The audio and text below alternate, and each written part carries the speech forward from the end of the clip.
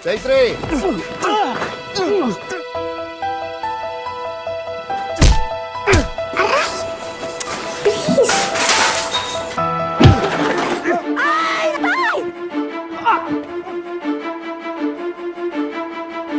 Okay ka lang! Tulong! Diyos ko! Okay lang. Hoy, tingnan niyo kami! Okay lang. Direk! Neda, okay ta.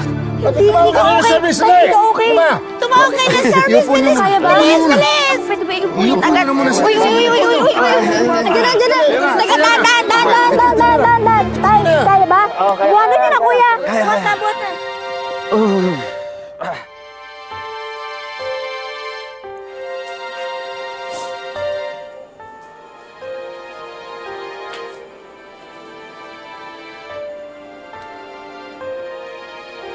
Maite?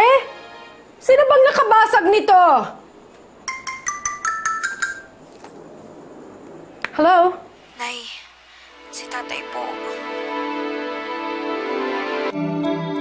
Wala pa rin po bang update tungkol sa tatay ko? Kanina pa po siya pinasok sa ER. Wala pa, miss. Tatawagan na lang kita kapag meron. Ako naman ate, kanina niyo pa po sinasabi yan. Magiging okay din ang tatay mo.